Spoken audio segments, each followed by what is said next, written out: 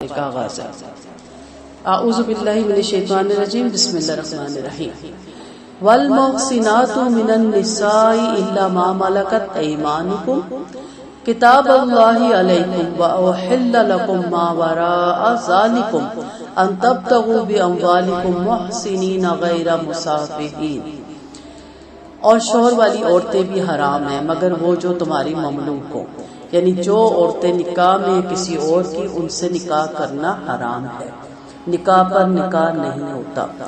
لیکن جب جنگیں ہوتی تھیں اور بہت سی خواتین جنگوں میں قید ہو کے آتی تھی تو قیدیوں کی جو عورتیں تھیں ان کی بہت سی صورتیں تھیں۔ ایک صورت یہ تھی کہ اپنی عورتوں کے عوض ان کی عورتیں دے کے واپس لی جائیں۔ دوسری صورت تھی کہ اگر آپ کی کوئی عورت ان کے اس میں نہیں ہے تو اپنے قیدیوں کو چھڑوائیں اور ان کی عورتیں واپس کریں۔ تیسری صورت تھی کہ پیسہ لے کے، جزیہ لے کے، فدیہ لے کے، کچھ بھی لے کے، ہتھیار لے کے آپس میں وہ آتے تھے، بیٹھ کے جو بھی انڈرسٹینڈنگ ہو تو واپس کریں۔ چوتھی صورت کہ آپ نے اس طرح ان پہ اٹیک کیا کہ وہ تتر بتر ہی ہو گیا اور ان کا کوئی والی وارث ہی نہیں اور وہ آ ہی نہیں سکتے، کچھ ادا کر ہی نہیں سکتے، تو پھر کہا گیا کہ ان کو کھلا نہیں چھوڑنا معاشرے میں، انہیں مجاہدین کے نکاح میں دینا۔ یہ نہیں تھا کہ نعوذ باللہ فوشی پھیلی ہوئی تھی کہ جس کو جو پسند ہے وہ دو چار اپنے گھر لے جائے۔ اسلام اس طرح کا مذہب نہیں ہے۔ اس وقت پھر تحریری صورت کر کے اور ان کو مجاہدین کے نکاح میں دی جاتی تھی۔ کیوں؟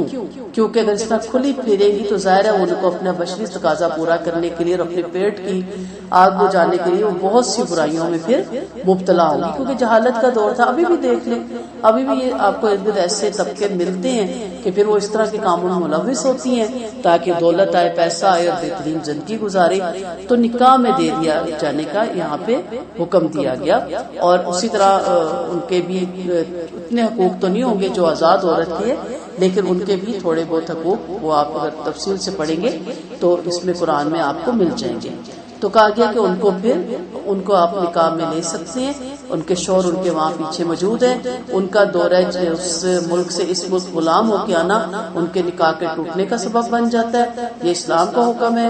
وہ ادھر سے سمجھ لے نکاح اب ٹوٹ گیا، اور سیکنڈ ایک حیض آنے کے بعد وہ اپنے جو مجاہدین ہیں جن کو بھی جس طرح بھی ان کی لائف کا آگے حکومت وقت سیٹ اپ کرے گی وہ دوسرے مرد کے لیے ایک حیض کے بعد حلال ہو جاتی ہے۔ ٹھیک ہے، یہ کام اللہ نے تم پر فرض کر دیا ہے۔ ان کے علاوہ باقی تمام عورتیں تمہارے لیے حلال ہیں، یعنی اب باقی عورتوں سے آپ کزنیں ہیں، ان کو نکاح کا پیغام آپ دے سکتے ہیں۔ رشتہ دار کی خواتین ہیں، معاشرے میں آپ کی خواتین ہیں، بے شرطیہ تم ان سے اپنا مال مہر نکاح کرنا چاہتے ہو، برے کاموں کے لیے نہیں، برے کاموں سے بچو، شہوت رانی کی غرض سے نہیں۔ پھر تم ان میں سے جن سے فائدہ اٹھا لو تو انہیں ان کا طے شدہ مہر ادا کر دو، اور مہر طے ہو جانے کے بعد تم آپس کی رضامندی سے بھی جو طے کر لو، پہلے مہر میں رد و بدل کر دو تو کوئی حرج نہیں۔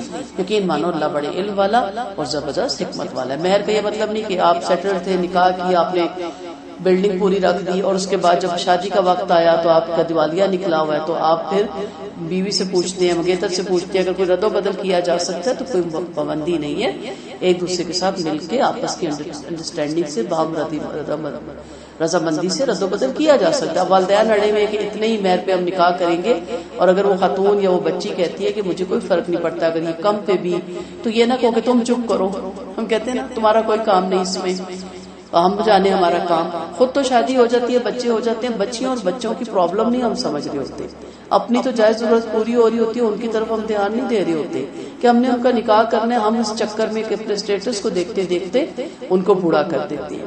تو یہاں پہ آپ کو سارے رشتے بتا دیے گئے جو آپ کے لیے حلال ہے اور جو آپ کے لیے حرام ہے۔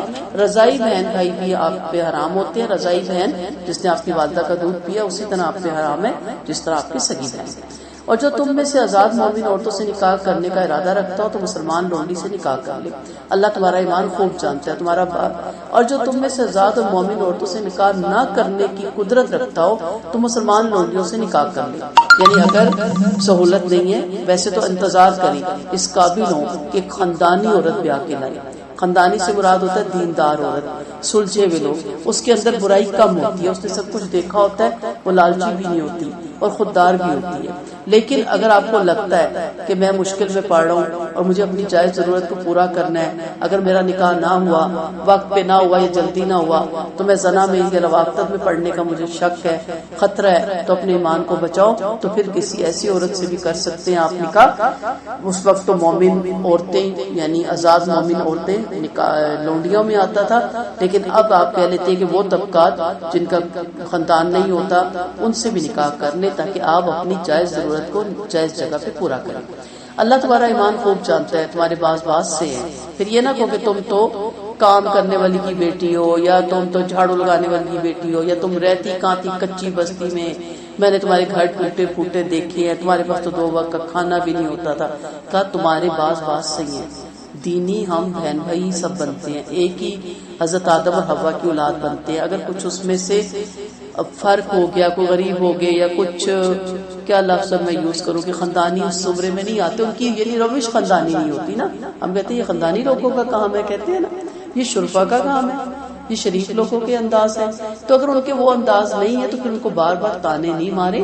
لہٰذا ان سے ان کے گھر والوں کی اجازت سے نکاح کرو، ان کے مہر دستور کے مطابق عطا کرو. پاک دامن ہو، بدکاری کرنے والی نہ اور نہ چھپی دوستی کرنے والی ہو. پھر جب یہ لونڈیاں نکاح میں آ جائیں تو اگر بے حیائی کا کام کرے تو ان پر آزاد عورتوں کی مقررہ سزا سے آدھی سزا. ظاہر ہے ان کی تربیت نہیں ہوئی، ان کو سب کچھ نہیں ملا، ان کی عقل میں وہ چیز نہیں آئی. یہ اس کے واسطے جو تم میں سے گناہ اور تکلف میں مبتلا ہونے سے، تکلیف میں مبتلا ہونے سے بچنا چاہتا ہو، اور تمہارے لیے تمہارا صبر کرنا بہتر ہے. یعنی اگر آپ کو لگتا ہے کہ میں کسی سلجھی ہوئی خاندانی عورت سے ہی نکاح کرنا چاہتا ہوں تو پھر ضبط کرو. اور اس کے بارے میں آپ صلی اللہ علیہ وسلم کی حدیث ملتی ہے کہ اے نوجوانوں کی جماعت نکاح کرو، اور اگر تم اس کا قدرت نہیں رکھتے تو روزے کثرت سے رکھو.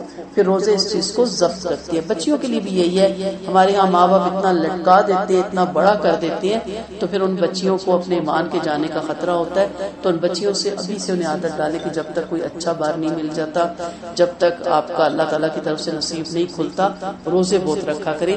یہ شہوت کو کم کرنے والی چیز ہوتی ہے. کہا گیا تمہارے لیے صبر کرنا بہتر ہے، اور اللہ بخشنے والا اور کمال مہربان ہے. یرید اللہ لیبین لکم ویہدیکم سنن الذین من قبلکم ویتوب علیکم ویتوب علیکم اللہ علیم حکیم. اللہ تمہارے لیے بیان کرنا چاہتا ہے، تمہیں ان کی راہ پہ چلانا چاہتا ہے جو تم سے پہلے تھے، اور تمہاری توبہ قبول کرنا چاہتا ہے. اور جو اپنی خواہشوں کی پیروی کرتے ہیں وہ تمہیں راہ سے بہت دور ہٹانا چاہتے ہیں. اللہ تم سے بوجھ ہلکا کرنا چاہتا ہے، اور انسان کمزوری پیدا کیا گیا. اب کون ہٹانے والے ہیں؟ جو زنا کو عام کرنا چاہتے ہیں، ولی کو ختم کرنا چاہتے ہیں، اپنی مرضی کی شادیوں کی طرف رغبت دلاتے ہیں، زنا کی طرف رغبت دلاتے ہیں. میرا جسم میری مرضی. پھر آپ اس کے حالات بھی دیکھ لیں تو اس کا رزلٹ کیا نکلتا ہے. یہ سارے لوگ اس کے زمرے میں آتے ہیں. آپ کا جسم آپ کی مرضی نہیں، نہ مرد کا جسم اس کی مرضی، نہ عورت کا جسم اس کی مرضی. اس کا جسم اللہ کے حکم کی مرضی سے جس طرح کا ہے اس طرح اس کو چلانا ہے. آپ کو میں پین دے دوں تحفے میں، آپ پین توڑے مروڑے اس کو پھوٹے، میں نے پین دیا تھا آپ کے، میری مرضی دے دیا ہے، میں جو مرضی کروں. تو کیا ہے اس کا مطلب؟ کہ آپ میں عقل نہیں ہے، شعور نہیں ہے، سمجھ نہیں ہے. پین کا مقصد تو لکھنا تھا، آپ اس سے بہترین لکھ سکتی تھی، اس کا بہترین استعمال کر سکتی تھی. یہ حال ہم نے اپنے جسموں کا کیا ہوا ہے. ہمیں اللہ نے جسم اس لیے نہیں دیے تھے، اس لیے دیے تھے عبادت میں کھپاؤ، ریاضت میں کھپاؤ، اللہ کے ذکر میں لگاؤ، اس کی مخلوق کی خدمت میں لگاؤ. میں ہمیشہ کہتی ہوں پازیٹیو کاموں کی طرف آ جائے تو آپ بے حیائیوں کے کاموں سے بچ سکتے ہیں. اپنی بچیوں اور بچوں کو کوئی بہترین کام بتائیں، انہیں کسی کام میں مصروف کریں. اور جب وہ کام میں مصروف نہیں ہوتے نا تو پھر ان کا دھیان کس طرف جاتا ہے؟ جو ان کا بشری تقاضا، ان کو مصروفیت دیں، انہیں فارغ نہ بیٹھنے دیں. چھٹیاں آتی ہیں، سمر کورس آ جاتے ہیں، کوکنگ کورس کروا دیں، نیٹنگ کورس کروا دیں، کسی کورس میں ان کو مبتلا رکھیں تاکہ وہ مصروف رہے اور ان کا دھیان اس ایم کی طرف رہے جو انہوں نے زندگی کا ایک ایم بنا رکھا ہے اور مقصد بنا رکھا ہے. تو یہاں پہ یہ بتایا جا رہا ہے کہ یہ لوگ آپ کو برائی کی طرف لے کے جاتے ہیں. اب کل بھی میں کوئی ایڈ پڑھ رہی تھی کہ وہ بڑا بہترین، نام نہیں لوں گی، کہ سیکٹر ڈیولپ ہو رہا ہے اور وہاں ہفتے میں ایک دن میوزک کا پروگرام انٹرٹینمنٹ کرنے کے لیے خواتین اور بچوں کو. تو میں توبہ استغفار کر رہی تھی کہ اب ہم اپنے جو اسکیمیں اس طرح بیچیں گے، ہم اب اس طرح کی سوسائٹیاں بنائیں گے کہ جہاں ہفتے میں لازماً میوزک کا پروگرام ہوگا. تو یہ لوگ جو ان سے ہوتے ہیں یہ آپ کی آخرت کو خراب کرتے ہیں. یا ایھا الذین آمنوا لا تأکلوا اموالکم بینکم بالباطل الا ان تکون تجارۃ عن تراض منکم ولا تقتلوا انفسکم. مومنو آپس میں نہ ایک دوسرے کا مال نہ کھاؤ، اگر باہمی خوشی سے معاملہ ہو جائے تو دوسری بات ہے، اور اپنے آپ کو قتل نہ کرو، یقین مانو اللہ تم پر بڑا ہی مہربان ہے۔ جو ظلم اور زیادتی سے ایسا کر گزرے تو ہم اسے آگ میں جھونکنے والے ہیں، اور یہ اللہ کے لیے بہت ہی آسان ہے۔ اگر تم ان بڑے بڑے گناہوں سے بچتے رہو گے جن سے تمہیں روکا گیا تو ہم تم سے تمہاری برائیاں مٹا دیں گے، تمہیں عزت والی جگہ پہ داخل کر دیں گے۔ اس آیت میں مومنوں کو آپس میں ایک دوسرے کے ناحق مال کھانے سے منع کیا، ناجائز طریقے سے مال کھانے سے منع کیا، حرام کی کمائی سے روک دیا۔ کیوں؟ کیونکہ اس کے بہت زیادہ نقصانات ہوتے ہیں۔ اس کا سب سے بڑا نقصان کیا؟ وَلَا تَقْتُلُوا أَنفُسَكُمْ۔ اپنوں کو کیوں کہا گیا؟ جب آپ کسی کی زمین ضبط کر لیتے ہیں، جب آپ کسی کا حق مار دیتے ہیں تو فساد پیدا ہوتا ہے، یا وہ آپ کو قتل کرتا ہے، ہوتا ہے نا معاشرے میں، یا آپ اس کو قتل کرتے ہیں۔ غصے کا سبب ہوتا ہے غصہ۔ اب غصہ کس چیز پہ آیا تو پتہ چلتا ہے اس کے حقوق چھینے گئے، اس کی پراپرٹی چھینی گئی، اس کا سکون چھینا گیا، تو اس نے پھر کیا کیا؟ اور یا وہ اتنا دل برداشتہ ہوتا ہے، اتنا مایوس ہوتا ہے کہ خودکشی کر لیتا ہے۔ کئی ایسی جگہوں پہ واقعہ ہوئے، جب دیکھا سب کچھ میرا لے گیا، میں دیوالیہ ہو گیا اور میرے بھائی نے میرے ساتھ یہ کیا، اتنا ڈس ہارٹ ہوتا ہے انسان کہ اس اپنے آپ پہ آگ لگا کے چھڑک کے مر گیا یا کسی جگہ چھلانگ لگا کے مر گیا۔ تو یہ جو ناجائز کمائی ہے، اور دوسری چیز یہ ہوتی ہے کہ ناجائز کمانے والی کن نسلوں میں برائیاں آتی ہیں، ان کی نسلیں تباہ ہوتی ہیں، ان کی نسلیں ہلاکت کے گڑھے میں جا کے گرتی ہیں۔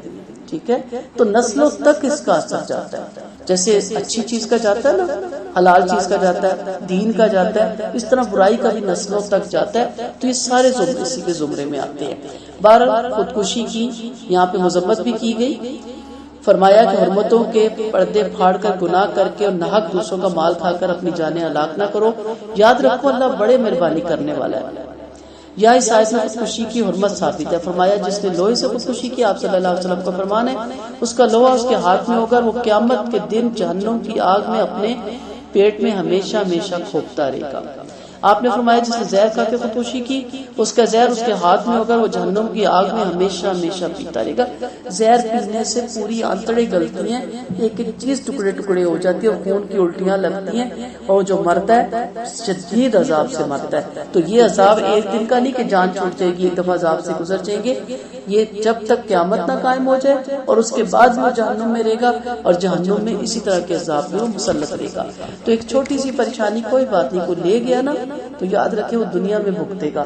آپ کو 2 وقت کی روٹی مل جائے گی، اللہ تعالیٰ نے آپ کا رزق نہیں روکنا، صبر کر لے، اگر زور لگتا ہے تو لے لے، نہیں لگتا تو خاموشی اختیار کر لے، لیکن ایسی مایوسی میں مت جائے کہ آپ کو زہر کھانا پڑے یا خودکشی کرنا پڑے۔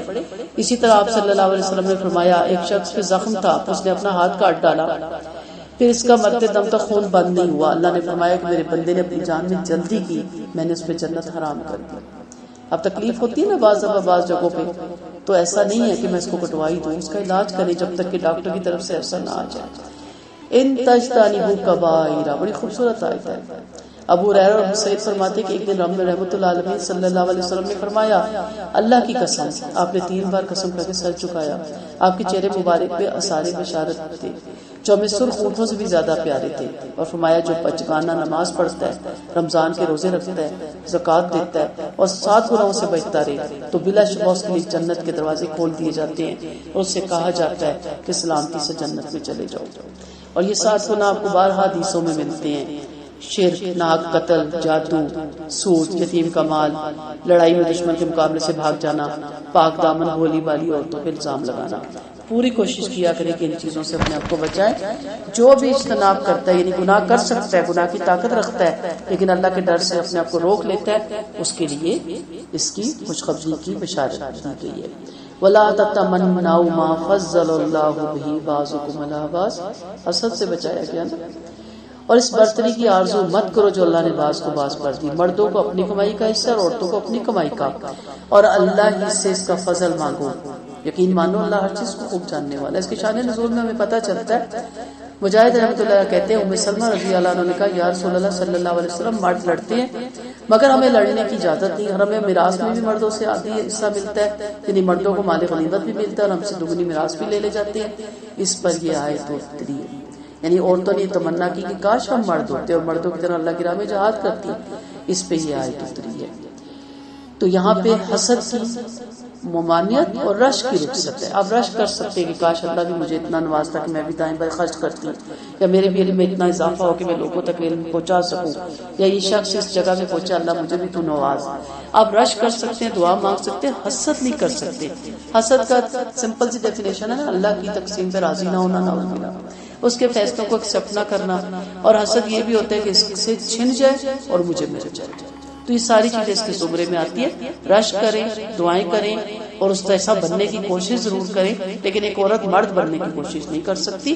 ہاں اس کے اندر جو فضیلتیں ہیں نا، علمی ہے، مالی ہے، نالج کی وائز ہے، عقل وائز ہے، اس طرح کی ضرور دعا مانگی کہ اللہ مجھے بھی شعور دے، مجھے بھی سمجھ دے، تاکہ میں بھی یہ کام کر سکوں. اور ہم نے چھوڑے ہوئے مال میں ہر ایک کے ماں باپ اور رشتہ دار وارث مقرر کر دیے، اور جن سے تم نے اقرار کر لیا انہیں ان کا حصہ دو. یاد رکھو اللہ ہر چیز پر قادر ہے.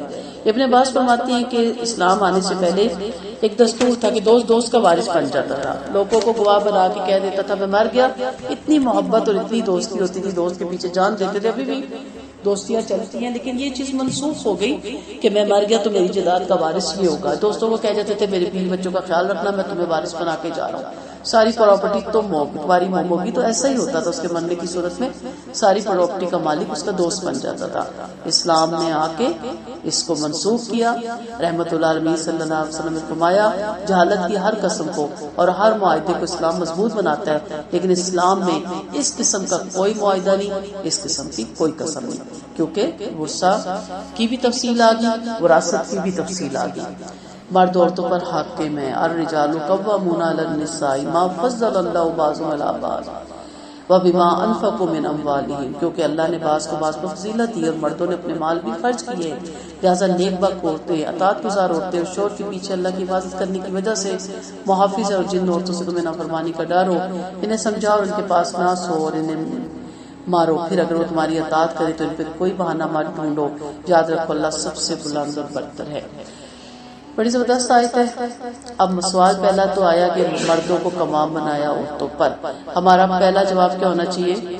ہم ایکسپٹ کرتے ہیں، سمینا و اطانا. اللہ نے بنایا نا، ہم قبول کرتے ہیں، کیونکہ اللہ کے ہر کام میں حکمت پوشیدہ ہے. جہاں تک ہماری رسائی نہیں، وہ بہتر نہیں بہترین کرتا ہے اور اس کا حکم ہے، ہم نے مانا. یہ پہلا کیٹیگری کہہ لیں، یہ مان کا پہلا لیول کہہ لیں، یا یہ آپ سے اللہ تعالیٰ کی ایک ڈیمانڈ کر لیں. اس کے بعد پھر دیکھا جاتا ہے کہ کیوں مرد عورت کا منظم ہے، منتظم ہے، رئیس ہے، حاکم ہے، بڑا ہے اور اسے ٹھیک ٹھاک رکھنے والا ہے. یہاں مرد سے مراد صرف شوہر نہیں، آپ کا والد بھی ہے، آپ کا بھائی بھی ہے، آپ کا بیٹا بھی ہے، اور گھر میں بعض بات جیٹھ کوئی بڑا ہوتا ہے، بزرگ ہوتا ہے، شوہر نہ رہے تو سسر ہوتا ہے. ان سب کو ہم حاکم ماننے کے لیے تیار ہیں. ہمیں پتا ہوتا ہے ہمارا شوہر نہیں رہا، یہ اب ہمارے محافظ ہیں. اور شادی سے پہلے پتا ہوتا ہے والد ہے، بھائی ہیں، بیٹے ہیں، شادی کے بعد بیٹے ہیں. لیکن جہاں شوہر کی بات ہوتی ہے ہماری انا اڑے آ جاتی ہے، کیونکہ ہم مرد سے برابری کے اس پہ آ گئے. اور ہمیں یہاں لا کھڑا کیا ہے کہ عورت مرد کے شانہ بہ شانہ چلے، جبکہ عورت اور مرد میں برابری ہے ہی نہیں اور ہو ہی نہیں سکتی، کیونکہ جو کام مرد کر سکتا ہے وہ عورت کر ہی نہیں سکتی. اسی طرح جو کام عورت کے ذمہ ہے وہ مرد نہیں کر سکتا. تو یہاں پہ کہا گیا کیونکہ مرد عورتوں سے افضل ہے اور شوہر بیوی سے افضل ہے. اس وجہ سے نبوت اور خلافت مردوں کے ساتھ خاص ہے، کیونکہ رحمت اللہ علیہ صلی اللہ علیہ وسلم نے فرمایا وہ قوم کبھی کامیاب نہیں ہوگی جو اپنے کام کی باغ دوڑ عورت کے ہاتھ میں دے دے. کیوں؟ کیونکہ عورت جب قوم کی باغ دوڑ سنبھالے گی تو نسل انسانی کدھر جائے گی. عورت کا کام ہے بہترین. ہر عورت اپنی جگہ دیکھے نا، ہم کمرے میں جتنی عورتیں بیٹھی ہیں، ہمارے انڈر کتنی نسلیں ہیں. نہ صرف اپنی اولادیں بلکہ ان کی بھی اولادیں ہیں. دادی نانیوں سے بھی انسان بہت کچھ سیکھتا ہے. ہمیں اللہ نے پیغمبروں والا کام دیا، تربیت کا، تبلیغ کا. ہر وقت ہم کچھ نہ کچھ اپنے بچوں کو بتاتے رہتے ہیں، سمجھاتے رہتے ہیں، اچھا برا. اور اپنا کام لیا تخلیق کا. یہ جو ہماری خوبیاں ہیں ان خوبیوں کو سامنے رکھے. اگر آج کوئی پیغمبر ہے تو ہمارے ماں پیٹ سے پیدا ہوتا ہے، آج اگر کوئی ولی ہے تو ہمارے پیٹ سے پیدا ہوتا ہے، اگر آج کوئی درویش ہے ہمارے پیٹ سے پیدا ہوتا ہے، اگر کوئی محمود غزنوی تھا یا جس بھی بڑے سے بڑے اسکالر کا، سعدی کا نام لے، شیخ سعدی، ماں کے پیٹ سے پیدا ہوئے، ماں کی تربیت سے اس مقام پہ پہنچے. امام تیمیہ کا آپ پڑھیں، امام حنبل کا پڑھیں، ابو امام حنیفہ کا پڑھیں، تو پیچھے بہترین مائیں تھی، زبردست مائیں تھی. آج مسئلہ کیا کہ مائیں شانہ بشانہ اور اپنے حقوق لینے کے لیے بینر اٹھا کے چوکوں پہ کھڑی ہوگی، یا اپنے آپ کو فٹ اور سمارٹ رکھنے کے لیے، کیونکہ سدا یہیں شاید انہوں نے رہنا نا، آخر جھریاں آتی ہی آتی ہیں. آپ کی فٹنس سمارٹنس آپ کو بڑھاپے سے نہیں بچا سکتا اور آپ کو موت سے نہیں بچا سکتا. سو کر رہے ہم کیا آئے تھے اور کرنے کن کاموں میں لگ گئے. ہمیں تباہی کے دہانے پہ لا کھڑا کیا گیا اور ہمیں کہا گیا کہ مرد سے مقابلہ کرو. ہم کر ہی نہیں سکتے کیونکہ مرد مضبوط ہے. آپ کو کسی بہت بڑی فیکٹری کا چوکیداری کی نوکری ملے اور تنخواہ آپ کی 3 لاکھ ہو، کریں گی چوکیداری رات کو؟ آپ کو تو 1 منٹ میں دبوچ کے مار کے پھینک دیا جائے گا. پھر اتنی اونچی اونچی بلڈنگ پہ کھڑے ہو کے کونے پہ پینٹ کرنا، شیشے لگانا. ہم تو ذرا سی اونچائی پہ جاتے ہیں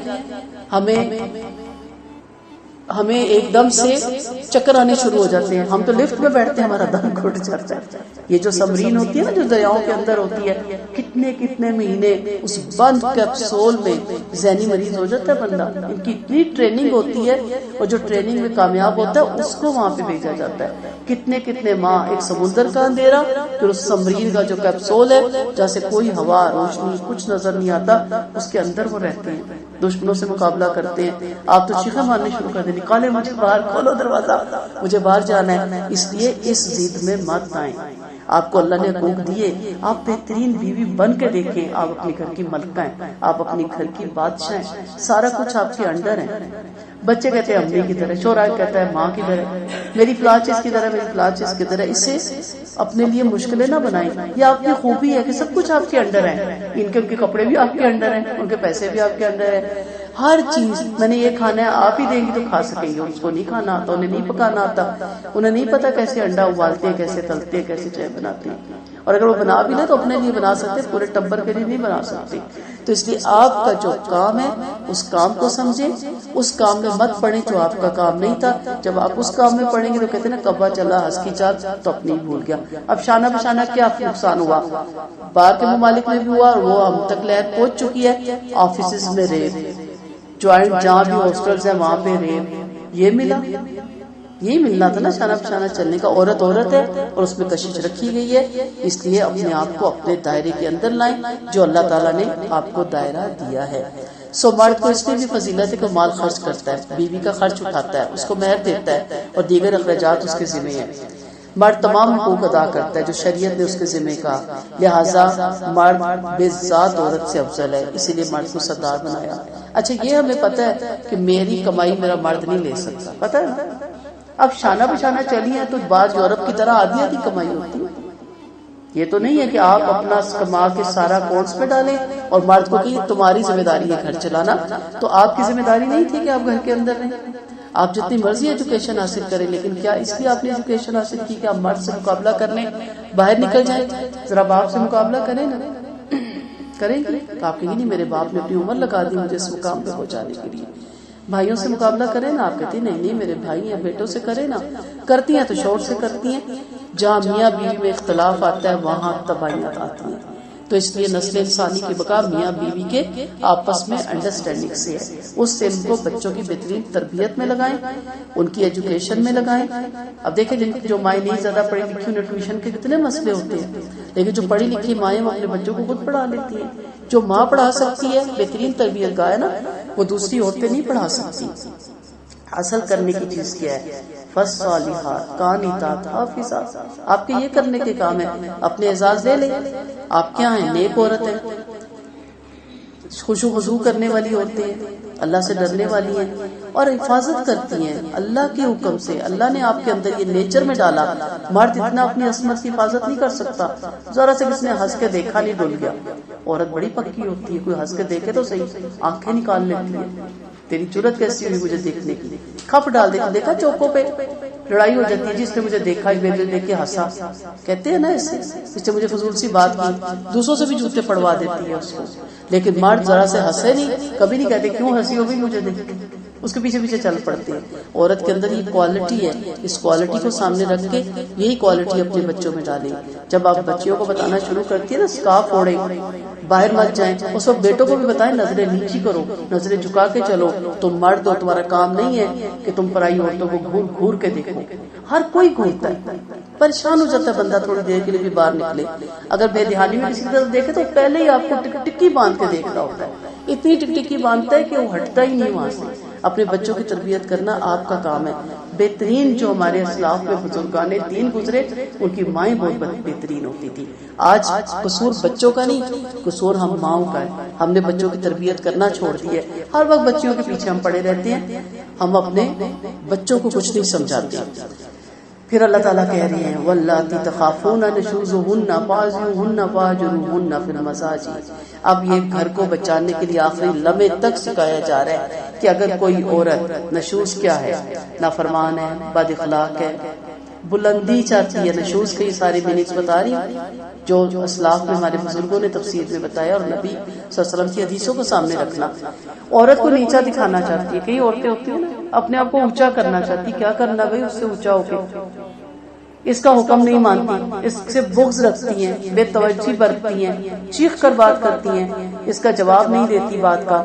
اگر عورت کی طرف سے اس طرح کی حرکتیں ظاہر ہوں تو پھر پہلی چیز کیا بتائے گی کہ اس کو بستر پہ کروٹ بدل کے اس کی طرف سے منہ دوسری طرف کر کے سو جائے تاکہ اس کو انسلٹ فیل ہو. ہم کہتے ہیں نا بچے بدتمیزی کریں، ہم کہتے ہیں خبردار میں نے اب تم سے بات نہیں کرنی.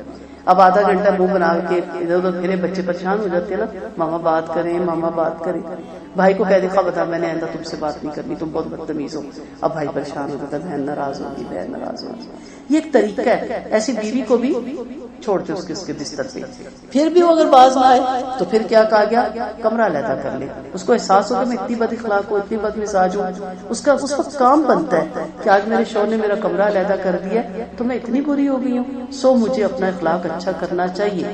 اس لیے نہیں کہ میں نیچے ہو جاؤں گی، اس لیے کہ میرے اخلاق سے میری نسلوں کی بقا ہے.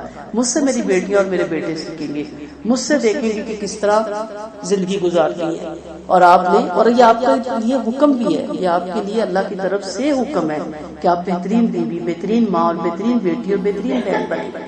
اور پھر کہا گیا کہ اگر وہ اس پہ بھی باز نہ آیا اور دوسرے کمرے سے بھی چیخ رہی ہے، اس کی زبان پہ کنٹرول ہی نہیں ہے، تو اس کو ڈرانے کے لیے اتنی مار، معمولی مار کہا گیا. حدیثوں سے ثابت ہوتا ہے جس سے گوشت اور ہڈی نہ ٹوٹے. مثلا آہستہ سے کوئی تھپڑ لگا دینا، وہ بھی منہ پہ نہیں، یا مسواک ہے تو وہ اٹھا کے مار دینا، یا آپ کے ہاتھ میں اخبار ہے تو اخبار اس کی طرف پھینکنا، یا بک ہے تو بک، تاکہ اس کو احساس ہو کہ یہ اس لیول تک میں بدتمیز ہو چکی ہوں کہ آج میرا مرد اس جگہ پہنچ چکا ہے. اب یہ جو ہمارے یہاں مار ماری جاتی ہے نا، یہ تو ویسے بہانے ڈھونڈے جاتے ہیں نا، ہڈی توڑ دینا یا کچھ، یہ تو پسندیدہ عمل نہیں ہے، اس کو تو پسند نہیں کیا گیا. جب یہ آیتیں اتری تو چوروں نے ٹھکا ٹھک بیویوں کو کٹنا شروع کر دیا.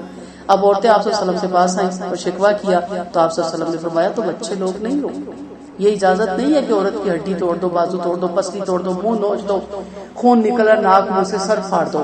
یہ سخت ناپسندیدہ عمل ہے، یہ تو مظلوم پہ ظلم کرنے کے برابر ہے. اتنی اجازت ہے کہ اس کی طرف کوئی چیز غصے سے پھینکو، اس کو اپنی احساس ہو اپنی غلطی کا، اور آخر پہ پھر کہیں جا کے دیکھو کہ نہیں وہ اس کو اپنی زبان پہ کنٹرول نہیں ہے، تو پھر وہ آگے آپ آیتیں پڑھیں گے پھر علیحدگی اس میں بہتر ہے. پھر کہا اگر وہ تمہاری اطاعت کرے تو ان پہ کوئی بہانہ مت ڈھونڈو. یہ مت کو دیکھا نا جوتا پڑا نا سیدھی ہو گئی، ویسے تو تم سیدھی ہونے والی نہیں تھی. یہ جملے مت کے، یہ عورت کو اریٹیٹ کرتی ہیں. عورت کہتی لے پھر اب میں تمہیں بتاتی ہوں تمہارے ساتھ میں کیا کرتی ہوں. عورت اپنا گھر برباد کرنے پہ آ جائے، دنیا کی طاقت اس کا گھر نہیں برباد کر سکتی. اگر وہ اڑ جائے تو اس کو اس مقام پہ مت لائے کہ وہ اڑے. ٹھیک ہے، جب دیکھیں کہ اس کو احساس ہے، پھر یہ بھی نہیں کہ معافی مانگو، پیر پکڑو، اس سے مانگو، فلاں ہو، اس کے آگے جھکو، میرے باپ سے مانگو، میری ماں سے. یہ آپ کا کام نہیں ہے. یہ عورت کو اس قدر نیچے نہ لے کے آئیں کیونکہ لے میں پھر کسی سے بھی نہیں معافی مانگتی. ان اللہ کان علی کبیرا. بلندی کیا ڈھونڈتے ہو؟ بلند تو اللہ کی ذات ہے، وہی سب سے بڑا ہے. اس کے آگے ہم سب کیا ہیں؟ ہم نے تو اپنے اپنے اعمالوں کے جواب دینے ہیں. اور اگر تمہیں میاں بیوی میں نہ تفاقی کا ڈر ہو، اب تیسری اگلی صورت ہے، گھر پھر بھی ٹوٹنے سے بچایا جا رہا ہے. اگر مرد اس طرح کرتا ہے تو مرد کے خاندان والوں میں سے جا کے کسی کو ضامن بنائیں کہ اس کو آ کے سنبھالیں، اس کو سمجھائیں، میں اس کو موقع دے رہی ہوں. اگر عورت ایسے کرتی ہے تو عورت کے خاندان والوں میں اکیلے پہلے کسی ایک بندے کو جا کے کہیں. اگر دونوں طرف سے پھر بھی کوئی حل نہیں، پھر پنچایت بیٹھے گی، پھر دونوں طرف کے گھر والے آئیں گے. اور کوئی اس پہ برائی نہیں ہے. کئی جگہ ہمیں پنچایت میں بیٹھنا پڑا تو بہت بہتر مسئلہ حل ہو گیا. احساس ہوا کہ ہاں ہم نے غلط کیا، دونوں کو سمجھایا گیا کہ دیکھو یہ غلطی پہ ہو تم، تو گھر ٹوٹنے سے بچ گیا. پھر آخر پہ جو عرف عام میں پھر بھی اگر آپس میں، اب پنچایت کا کیا کام ہے؟ اصلاح کروانا. پنچایت کا یہ کام نہیں کہ آ کے تم غلط ہو، تم نے ہماری بیٹی کے ساتھ یہ کیا. اس لیے ان کے گھر والے نہیں، گھر والوں میں سے یعنی خاندان والوں میں سے کسی کو ڈھونڈے بھائی بیٹھا ہوگا تو ظاہر بہن کی طرف لچک ہوگی، دیور بیٹھا ہوگا تو اپنے بھائی کی طرف اس کی لچک ہوگی. سمجھدار لوگوں کو دونوں طرف پہ بٹھائیں اور بیٹھ کے سمجھائیں ان کو، انہیں گھر ٹوٹنے کے نقصانات بتائیں، اچھائی کا حکم دیں اور کہ ہم نظر رکھیں گے اب بہتر طریقے سے زندگی گزاریں. ادروائز پھر بھی مسئلہ حل نہیں ہوتا تو پھر عدالت آپ کے سامنے موجود ہے. ان اللہ کان علیما خبیرا، اللہ پوری طرح واقف ہے، علم رکھتا ہے کہ اگر گھر ٹوٹ گئے تو پھر آپ سوچ نہیں سکتے کہ آپ کے لیے کیا مسئلے کھڑے ہو جائیں گے. وَاعْبُدُوا اللَّهَ وَلَا تُشْرِكُوا بِهِ شَيْئًا. مسئلہ یہ ہم اللہ سے دور ہے. جب اللہ سے دور ہوں گے تو اس کے احکامات سے دور ہوں گے. جو اللہ سے بے نیاز ہوتا ہے وہ ان رشتوں سے بھی بے نیاز ہوتا ہے. جس کو اللہ کا ڈر نہیں اس سے پھر بندوں کا کیا ڈر ہوتا ہے. اگر ہم رک جاتے ہیں کسی برائی سے دے سکتے ہیں نا جواب، منہ توڑ بدلہ بھی لے سکتے ہیں، ہمارے اندر بھی طاقت ہے، لیکن کیا چیز روکتی ہے؟ اللہ کا ڈر. تو یہاں پہ پھر اپنے اللہ کی طرف واپس لایا گیا. یہ معاملات تبھی حل ہوں گے جب تم صرف ایک اللہ کی بندگی کرو گے، اس کے ساتھ کسی کو شریک نہیں ٹھہراؤ. وبالوالدین احسان، والدین پر احسان کرو، نیکی کرو. والدین کو تو جتنا بھی کیا جائے حق ادا نہیں ہوتا. یہاں احسان کہا گیا وبالوالدین احسانا، یعنی آپ کو لگتا ہے کہ ہماری تربیت یا ہمارے پالنے میں ان کی طرف سے کوئی کمی کوتاہی رہ بھی گئی، وہ غریب تھے، وہ زیادہ ہمیں اچھا نہیں دے سکے، نہیں کھلا سکے، یا وہ لا علم تھے، ہمیں بہترین علم نہیں دے سکے، لیکن آج ہمارے پاس جو کچھ ہے پھر بھی اس کا سبب ہمارے والدین ہی ہیں. سب سے پہلی بات، ہم آج اگر دنیا میں موجود ہیں تو اس کا سبب بھی ہمارے والدین ہی ہیں. سو آپ نے بڑھ کے حد سے زیادہ آگے کر کے، اور میں ہمیشہ کہتی ہوں 3 رشتوں میں غلو ہے. ایک ماں باپ کی خدمت میں غلو ہوتا ہے، بناوٹ کریں، ایکٹنگ کریں. اچھا آپ نہیں کھانا کھا رہی، میں بھی نہیں کھاتی، بیٹھ جائیں. نہیں، ہم کہتے کھا لے، نہیں بھوک، اچھا بتا دیجیے گا جب بھوک ہوئی، پھر 2 دن یاد ہی نہیں رہتا. اب بیٹھ جائیں کہ آپ نہیں کھا رہی، ہم نہیں کھا رہے، جب آپ کھائیں گے ہم کھائیں گے. اب ماں کو پھر کھلبلی ماری جاتی ہے، ماں پریشان ہو جاتی، کھا نہیں رہا میرا بیٹا، کھا نہیں رہا. پھر وہ کہتی ہے اچھا لا کھا، تو بھی کھا، میں بھی کھاتی ہوں. اس طرح کا غلو کریں. اسی طرح استاد کی خدمت میں بھی، اس کو جوتے آگے رکھنے میں، اس کو پانی دینے میں، ہر چیز میں. جو ہمارے علماء ہمارے ہیں، علماء وقت ہے، بہت رسپیکٹ کریں استاد کی، اس میں بھی غلو کریں. اور ایک شوہر کی بھی اطاعت میں غلو کریں. وہاں آ کے پھر نخرے آ جاتے ہیں، اچھا میں تو نہیں کرتی. ایکٹنگ کرنے کا بھی حکم ہے، اور ویسے ایکٹنگ کرنا، دکھاوا کرنا گناہ کے زمرے میں آتا نا، جھوٹ ہے نا. اب بھوک لگی ہوئی، ماں نہیں کھا رہی، اب میرا دل کرتا میں کھا لوں. اب آپ جھوٹ بول رہی ہے، نہیں امی پھر آپ نہیں کھا رہی تو میں بھی نہیں کھاتی. وہ کہیں گے تو کھا لے، تجھے بھوک ہوگی. نہیں مجھے کوئی بھوک نہیں. لیکن یہ پسندیدہ ہے، کیوں؟ کیونکہ آپ ماں کو راضی کر رہی ہیں. ہم کھاتے ہیں، ہمارے بچے نہیں کھاتے. تو جن دنوں بچہ بیمار ہو جائے ہم کہتے رہتے ہیں، ہم کہتے ہیں وہ کھائے گا نا جب میں پھر کھا لوں. جب وہ کھاتا بتا کہتا ہے آج میں نے کھانا کھایا پیٹ بھر کے. اور جب ماں باپ نہیں کھاتے تو ہم کہتے ہیں نہ کھائیں، جب دل ہوگا تو کھا لیں گے. یا کیا کہتے ہیں، نخری پڑے ہیں ان کے، بلا وجہ میں اریٹیٹ کرتے ہیں. ہم باہر سے تھکے ہوئے آتے ہیں، آگے آؤ تو انہوں نے ہمارے لیے پرابلم کھڑی کی ہوتی ہے. احسان کرنا ہے، رشتہ داروں پہ احسان کریں، یتیموں پہ احسان کریں، مساکینوں پہ احسان کریں. کیونکہ انہوں نے آپ کے ساتھ اگر کوئی بھی بھلائی نہیں کی، کوئی بھی نیکی نہیں کی، نیکی تو ہوتی ہے نا آپ میرے ساتھ اچھی ہیں، میں بھی آپ کے ساتھ اچھی ہوں. احسان یہ ہے کہ آپ میرے ساتھ نہیں بھی اچھی پھر بھی میں آپ کے ساتھ اچھی ہوں. کہ ان سب رشتوں میں احسان کریں. اسی طرح آپ کے جو ہمسائے ہیں ان کے ساتھ احسان کریں، اجنبی ہمسائے کے ساتھ بھی احسان کریں. برابر کے جو دوست ہیں، جیسے آپ کالج میں برابر کے اسٹوڈنٹس آپ کے ساتھ بیٹھے ہوتے ہیں، اس جگہ آپ سارے بیٹھے ہوئے ہیں، جہاز میں بیٹھتے ہیں، ٹرین میں بیٹھتے ہیں، ان پہ احسان کریں. ان کے لیے جگہ اسپیس چھوڑیں، نہیں کہ اتنے چوڑے ہو کے بیٹھ جائیں کہ آپ کی کونی چپتی رہے، یا بیگ ایسے رکھ دیں کہ اس کو ٹچ کرتا رہے اور اس کو ہر بات میں گھورے. اگر وہ کچھ کر رہا ہے وہ بیگ کھول رہا ہے، اس کو گھوریاں ڈالے. کرتے ہیں لوگ کہ میں رام پڑھ رہا ہوں تم چپ کیوں نہیں کرتے. تو رفقۂ سفر کے ساتھ بھی، مسافروں کے ساتھ بھی احسان کریں. لونڈیاں اور غلام، اب لونڈی غلام کا دور نہیں، لیکن آپ کے انڈر جو ورکر ہوتے ہیں، آفیسز میں ہوتے ہیں یا گھروں میں آپ کے جو ملازم ہوتے ہیں، سب پہ احسان کریں. کیوں؟ تاکہ اللہ تعالیٰ ہم پہ احسان کرے. ہم نے کیا اللہ کے ساتھ نیکی کی؟ ہم نے اللہ کو کیا دیا؟ نا اس بنا ہم دے کیا سکتے ہیں؟ کیا امید رکھتے ہیں؟ ہمیں جنت الفردوس کے اعلیٰ درجے دے. یہ سب کچھ آپ کیا کریں گی تو انشاءاللہ آپ کو ملے گا. اللہ ہر مغرور اور اترانے والے کو پسند نہیں فرماتا. یہ 2 لفظ اگر آپ ذہن میں رکھ لینا، آپ سب پہ احسان کر لیں گی. اب مسئلہ یہ ہوتا ہے کہ نخرے بڑے ہیں، اس لیے ہم سے ہوتا کچھ نہیں.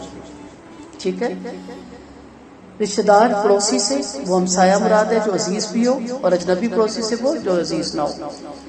ٹھیک ہے، جو آپ کا پڑوسی رشتہ دار ہے اور مسلمان ہے اور پڑوسی ہے تو 3 حق ہیں اس کے. ایک پڑوسی ہے، ایک رشتہ دار ہے، ایک مسلمان ہے. وہ جو مسلمان ہے اور وہ جو صرف مسلمان ہے اور پڑوسی ہے، اس کے 2 حق ہیں. اور وہ جو پڑوسی ہے اور مسلمان نہیں اور رشتہ دار نہیں، اس کا بھی ایک حق ہے. اس لیے پڑوسیوں کے بہت حقوق ہیں، کیونکہ مشکل وقت میں پڑوسی کے پاس فوراً بھاگا آتا ہے. تو پڑوسیوں کے ساتھ حسن سلوک کے بارے میں نبی کریم صلی اللہ علیہ وسلم فرماتے ہیں مجھے جبرائیل علیہ السلام نے پڑوسیوں کے بارے میں اتنی وصیت کی حتیٰ کہ مجھے لگا کہ کہیں وہ میری وراثت میں وارث نہ بن جائے. اور ہمیں پتہ ہی نہیں ہوتا ہمارے پڑوسی بیمار ہیں، دکھی ہیں، کیا ہے. آپ کا فرمان ہے اللہ کے نزدیک وہ ساتھی بہترین ہے جو اپنے ساتھی کے لیے بہترین ہے، اور وہ پڑوسی بہترین ہے جو اپنے پڑوسی کے لیے بہترین ہے. آپ صلی اللہ علیہ وسلم نے فرمایا کسی انسان کو اپنے ہمسائے کے بغیر پیٹ بھر کے نہیں کھانا چاہیے. آپ کا فرمان ہے صحابہ سے پوچھا زنا کے بارے میں کیا کہتے ہو؟ بولے اللہ نے اور اس کے رسول نے زنا قیامت تک حرام کر دیا. فرمایا یاد رکھو کسی کا 10 عورتوں سے زنا کرنا اپنے پڑوس کی بیوی سے زنا کرنے سے ہلکا ہے. پھر فرمایا چوری کے بارے میں کیا کہتے ہو؟ عرض کیا گیا کہ چوری کو اللہ نے اور اس کے رسول نے قیامت تک حرام کیا. فرمایا 10 گھروں کی چوری پڑوسی کے گھر کی چوری سے ہلکی ہے، یعنی 10 لوگوں کی ایک طرف اور پڑوسی کی ایک طرف. تو بڑی لمبی حدیث ہے اس کے بارے میں. نبی کریم صلی اللہ علیہ وسلم سے حضرت صدیقہ عائشہ صدیقہ رضی اللہ عنہ نے پوچھا کہ میرے 2 پڑوسی ہیں، کس کے پاس ہدیہ بھیجو؟ فرمایا جس کا دروازہ تمہارے قریب ہے. الذین یبخلون ویامرون بالناس بالبخل وَيَكْتُمُونَ مَا آتَاهُمُ اللَّهُ مِنْ فَضْلِهِ وَأَعْتَدْنَا لِلْكَافِرِينَ عَذَابًا مُهِينًا. جو بخل کرتے ہیں اور لوگوں کو بخل کی ترغیب دیتے ہیں، یہ چیزیں بخل کا سبب بن جاتی ہیں نا کہ نہ رشتہ داروں کو دوں، نہ یتیموں کو دوں، نہ مسکینوں کو دوں، نہ پڑوسیوں کو دوں، نہ مسافروں کو دوں، اپنا لنچ کھولوں، کھاؤں پیوں، بیٹھ جاؤں، کوئی ساتھ بیٹھا ہوا اس کو پانی بھی نہ پوچھوں. بہرحال آج کل جو دور ہے ساتھ والے سے لے کے پیے گے بھی نہیں. آج کل فراڈ بڑے ہیں، لیکن اسکول کالج میں نہیں ہوتا، اپنی دوستیں ہوتی ہیں ساری. تو جو بخل کرتے ہیں اور لوگوں کو بخل کی ترغیب دیتے ہیں اور اللہ کا دیا وہ فضل چھپاتے ہیں، اور ہم نے کافروں کے لیے ذلت والا عذاب تیار کر رکھا ہے جو دکھاوے کے لیے اپنا مال خرچ کرتے ہیں اور اللہ پر اور آخرت کے دن پر ایمان نہیں لاتے، اور جس کا شیطان ساتھی ہو گیا وہ برا ساتھی ہے. ان کا کیا حادثہ اگر یہ اللہ پر اور آخرت پر ایمان لے آتے اور اللہ کے عطا کردہ مال سے خرچ کرتے اور اللہ انہیں خوب جانتا ہے. یا کنجوسی کی مذمت کی گئی. آپ صلی اللہ علیہ وسلم نے فرمایا بخل سے بڑھ کر اور کون سی بیماری ہوگی؟ اور آپ نے فرمایا بخل سے بچتے رہو کیونکہ اس نے تم سے پہلوں کو تباہ کر ڈالا. اس نے انہیں قطع رحمی پہ آمادہ کیا اور فسق اور فجور پر ابھارا اور وہ قطع رحمی اور گناہوں میں مبتلا ہو گئے. پھر فرمایا کنجوس اللہ کا مال چھپا کر اس کی نعمتوں کا انکار کرتے اور انہیں ظاہر نہیں ہونے دیتے، نہ کھانے پینے اور پہننے اوڑھنے میں نعمتوں کا اظہار ہونے دیتے ہیں اور نہ دینے دلانے والے ہوتے ہیں. آپ صلی اللہ علیہ وسلم دعا کیا کرتے تھے اے اللہ میں اپنے نعمتوں کا شکر گزار بنا کر اسے حاصل کر کے تیری بڑائی بیان کرنے کی توفیق عطا فرما. ہمیں اسے قبول کرنے والا بنا اور اس پر ہمیں مکمل فرما. وآخر دعوانا ان الحمدللہ رب العالمین. سبحانک اللہم و بحمدک نشہد ان لا الہ الا انت نستغفرک و نتوب الیک. السلام علیکم و رحمۃ اللہ وبرکاتہ.